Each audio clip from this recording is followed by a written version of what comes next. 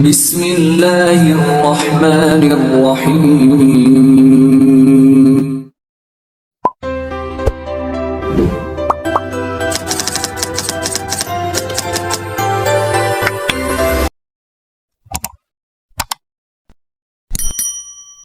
الحمد لله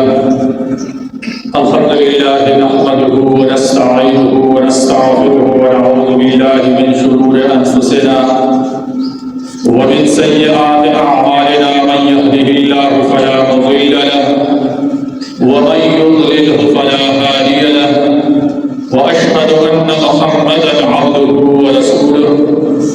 أما بعد فأعوذ بالله من الشيطان الرجيم. بسم الله الرحمن الرحيم. قل من حرم زينة الله التي أخرج لعباده والطيبات من الرزق. وقال الله تبارك وتعالى في مقام آخر: يا أيها الرسل كلوا من الطيبات واعملوا صالحا. وعن مالك رضي الله تعالى عنه قال: قال رسول الله صلى الله عليه وسلم: ما أكل أحد طعاما قط خيرا من أن يأكل من عمل يديه. وأن نبي الله داود عليه الصلاة والسلام كان يأكل من عمل يديه، أو كما قال عليه الصلاة والسلام: إن الله وملائكته يصلون على النبي يا أيها الذين آمنوا صلوا عليه وسلموا تسليما. اللهم صل على محمد وعلى آل محمد كما صليت على إبراهيم وعلى آل إبراهيم إنك حميد مجيد. قابل قدر احترام، میں نے قرآن عظیم کی ایک مختصر آیات مبارکہ آج جناب نبی کریم صلی اللہ علیہ وسلم کی ایک روایت مبارک کی تلاوت کی.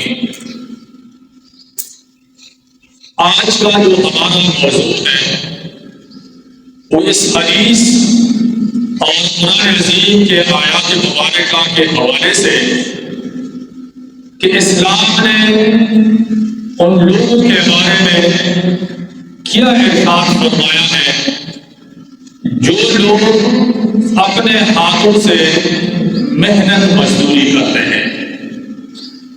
اور اس کا ایک حصہ ہم نے پچھلے جمعہ بھی مختصر بیان کیا تھا، لیکن آج کا ہمارا یہ موضوع اس لیے اہم ہے کہ پوری دنیا میں یکم مئی کو جو 4 دن بعد آنے والی تاریخ ہے، یکم مئی کو پوری دنیا میں یوم مزدور کا دن منایا جاتا ہے، جس کو لیبر ڈے بھی کہا جاتا ہے.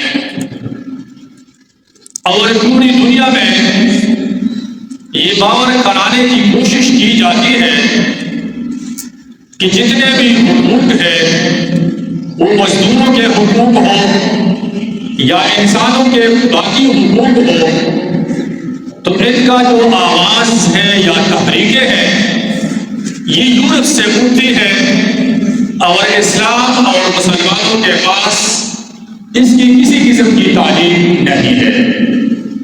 یہ ان کی ایک آواز ہے اور کوشش ہے. تو آج کے سیشن میں ہم یہ بات آپ کے سامنے رکھیں گے کہ اسلام اور پیغمبر اسلام صلی اللہ علیہ وسلم نے انسانوں کے ساتھ جتنے متعلقہ حقوق ہیں ان تمام حقوق کا ذکر اسلام نے 1500 سال پہلے اللہ تبارک و تعالیٰ نے قرآن عظیم کی شکل میں اور آپ صلی اللہ علیہ وسلم کی احادیث مبارکہ اور آپ صلی اللہ علیہ وسلم کی اپنی عمل اور صحابہ کرام رضوان اللہ علیہم اجمعین کے اعمال کے ذریعے یہ بات ہمیں سمجھائی گئی ہے کہ اسلام تمام حقوق پر مبنی اور مبین ایک کامل اور مکمل مذہب ہے.